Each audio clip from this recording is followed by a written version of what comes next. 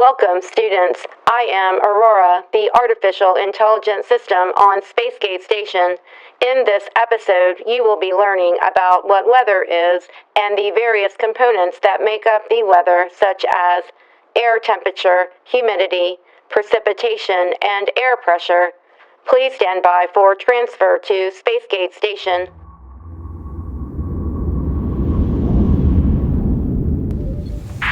Mission Control, I have forwarded the update for the new remote space weather observatory. It's being set up by Mr. Biedenbaugh. He is the first alert meteorologist on loan to us from Action News Jax in Jacksonville, Florida, USA. I know, we're really excited to have him here too. Affirmative, Mission Control. I'll reestablish contact in 4 hours. Spacegate Station, over and out. Aurora, this has been such a great week. I got to meet a real meteorologist. Processing. A meteorologist is a specialized scientist who studies Earth's atmosphere to understand or predict the weather. They use mathematical models and their extensive understanding of weather to prepare daily forecasts. Meteorologists work for government agencies, research services, radio and television stations, and in education. That's correct, Aurora. Not only that, but earlier I got to speak to their chief meteorologist, Mr. Mike Burrish at Action News Jax. Processing. Specialist Barber, I am confused. A tribal chief is an indigenous American society leader. I was not aware that meteorologists traveled in tribes. No, Aurora, in this context, the word chief refers to the leader of an organized group of people, the person with the highest authority. How interesting. I will save that information for future use. Aurora, could you please transfer the direct feed from Explorer 6 to the main monitor in the command deck? I'm having problems getting reception inside my science lab. Transferring now, Dr. Carafano. Specialist Barber, what's new and exciting on the command deck today? Well, Dr. Carafano, there's two things happening today. One, the new Space Weather Observatory is going online today. And two, we're expecting another research crew transferring here this afternoon, and they are going to end up on the lunar base. Well, it sounds like another typical day here at Spacegate Station. Dr. Carafano, the telemetry feed has been transferred to the command terminal. As you can see, we are not getting a clear signal. That's what I was afraid of. I was really hoping that the transmission problem from Explorer 6 was my laboratory not receiving properly.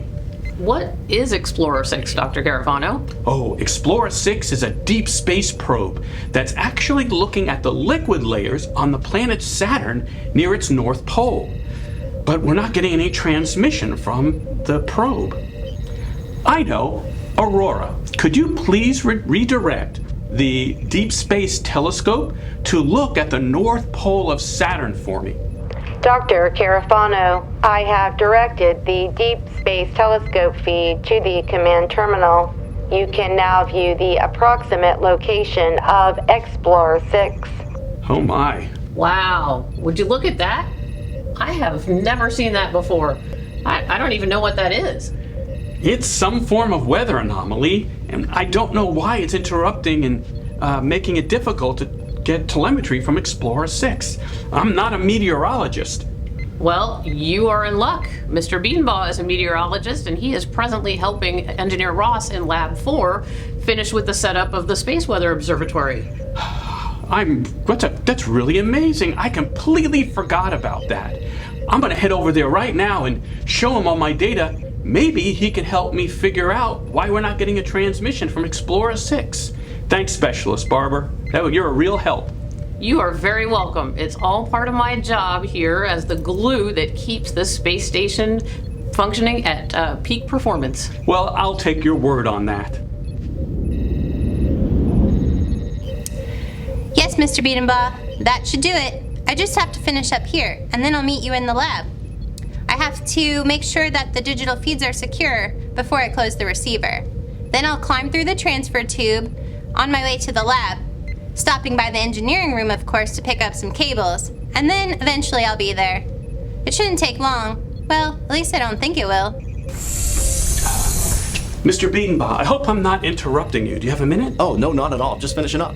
I've got a real problem. We have a deep space probe called Explorer 6, and the probe is investigating the liquid layers on the planet Saturn. But we're having all kinds of problems with telemetry. There's some type of weather anomaly, but to be honest, I don't even understand what weather is. Processing. Weather, as it relates to the planet Earth, takes place in the atmosphere, nearly all of it in the lower atmosphere. Weather refers to the conditions of the atmosphere at a given time and place. It is what we experience from day to day or minute to minute, and it can change rapidly. That's correct, Aurora. As a meteorologist, we have to consider many things when it comes to air pressure, temperature, humidity, and wind speeds. So all these different aspects is what makes weather, and that's how you tell what's going on not only the planet Earth, but other planets in the galaxy. Exactly. And Aurora, could you explain to us what I mean when I'm talking about air temperature, wind speed, and humidity? Of course, Mr. Beanbaugh. The atmosphere has layers. The layers are formed by the temperature of the air, which changes depending on how high the air is or its altitude. Warm air is lighter than cooler air, so it rises. The cooler air is heavier, and so it sinks down. Humidity is the amount of water vapor in the air. High humidity increases the chances of clouds and the formation of rain or precipitation. Precipitation is water that falls from clouds in the sky. Millions of water molecules in a cloud must condense to make a single raindrop or snowflake. Well, that was really helpful, Aurora. Thank you. But Mr. Beanbaugh said something about pressure? What's that all about?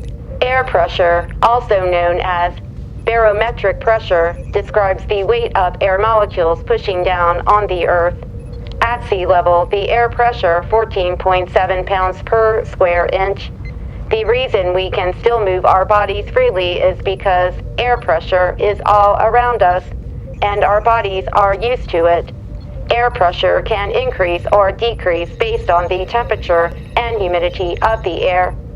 Of course, the last thing we need to consider is wind. Aurora, could you please explain what we mean by wind? Wind is air that flows over Earth's surface because of differences in heating of the atmosphere and land. During the day, the air above the land heats up more quickly than the air over water. The warm air over the land expands and rises, and the heavier, cooler air rushes in to take its place, creating wind.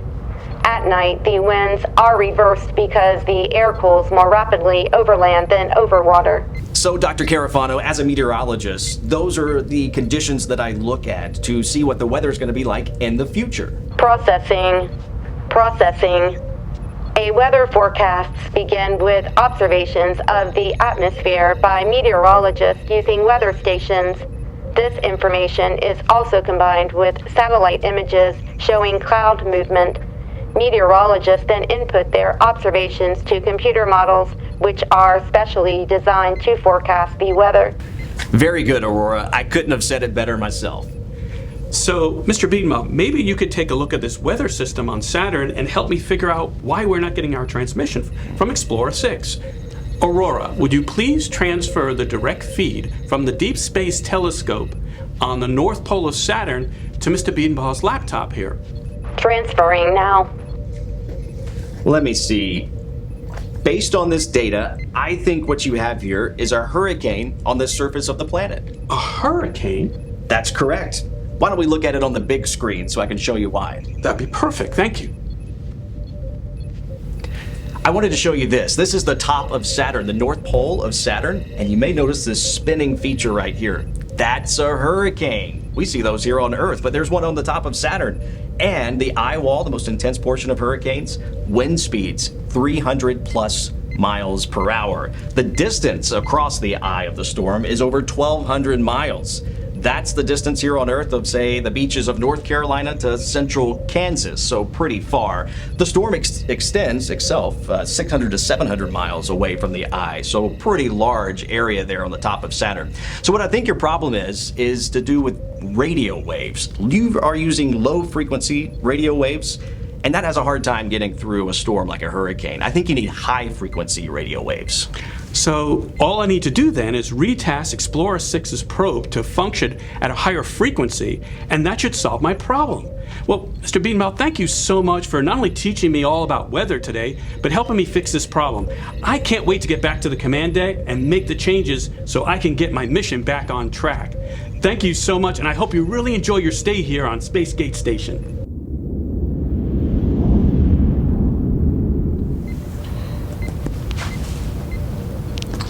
Mr. Beanball was right.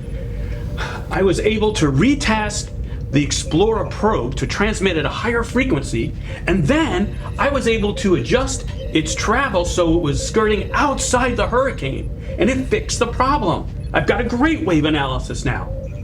Specialist Barber, I fixed the problem. I'm sorry, were you saying something, Dr. Carvano? Specialist Barber, I fixed the problem with Explorer 6. You seem a bit distracted. I am. I'm looking up what it takes to become a meteorologist. After meeting Mr. Beatenbaugh, I thought it would be a cool job to tell the students about. Processing. To become a meteorologist, a student would need to take advanced math and science courses such as calculus, physics, chemistry, and earth science in high school. Upon graduation from high school, they would need to go to college and take even more advanced classes in science, as well as meteorology and computer science. If they wanted to work in media, they would need courses in journalism, speech, or TV and radio production.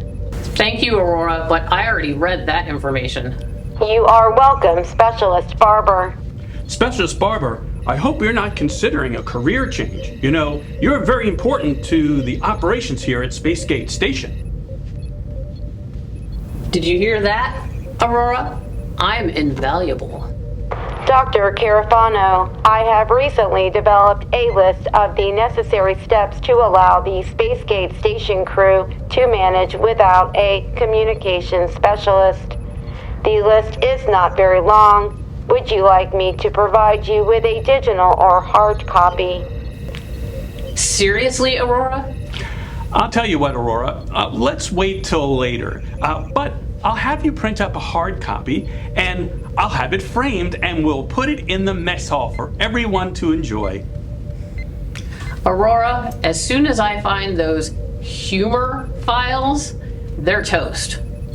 Specialist Barber, it would be interesting to see you transform electrical circuits and wires into a substance made of flour, water, and yeast, and then expose it to radiant heat. I hate to say this as the communications specialist, but I have no words. This concludes our latest episode of Spacegate Station. Please join us on our continuing adventures as the crew of Spacegate Station provides engaging enrichment or remediation-based instruction to improve your understanding of science, technology, engineering, and mathematics, terminating communication with Earth.